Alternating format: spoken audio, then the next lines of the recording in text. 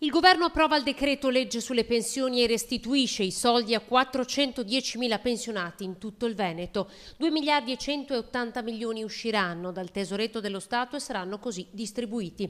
750 euro spetteranno a chi riceve un assegno da 1.700 euro lordi. A chi percepisce 2.200 euro ne andranno circa 450, 278 per chi prende 2.700 euro.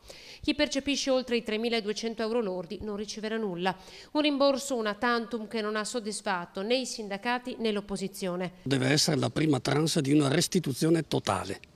Su questo non ci deve essere alcun dubbio. Ma che soprattutto sta creando malumori tra la gente, stanca di dare del suo per salvare il paese. Io sarei una di quelle pensionate danneggiate.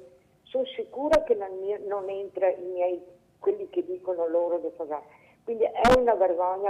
Qui bisogna fare un sciopero generale, i sindacati dovrebbero portare i pensionati a Roma armati di bastone. A noi praticamente che prendiamo meno, non viene rimborsato nulla?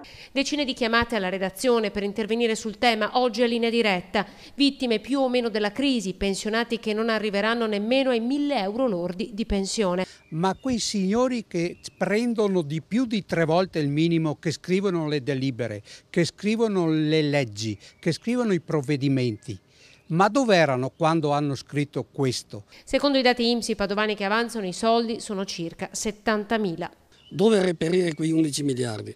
Beh, credo che il 10% della popolazione italiana, che detiene quasi il 50% della ricchezza, poi siamo di fronte ad una evasione fiscale che supera i 180 miliardi, i due conti sono presto fatti.